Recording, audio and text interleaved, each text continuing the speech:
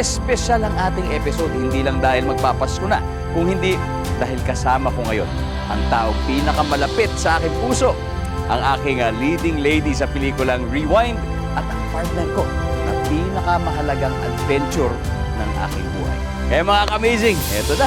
Tagal na po natin inantay siya dito. Please welcome Ms. Marian Rivera.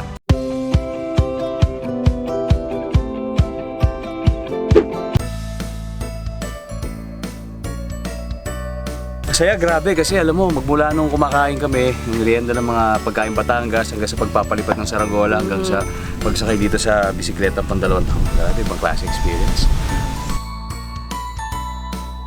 Marami, kasi syempre yung una, yung pag-guesting ni Marian Rivera Dantes, kaya kumain kasi kami ng merienda, tapos syempre ang dami natin pinag-usapan tungkol sa mga nakaraan, di ba, yung aming kabataan, yung mga hilig namin noon. Grabe, masaya yung episode na yun. Sandali, ako yung tinatanong niya, ako guest dito. Bakit ikaw ang sagot ng sagot? Ay, kaya ba? Sige.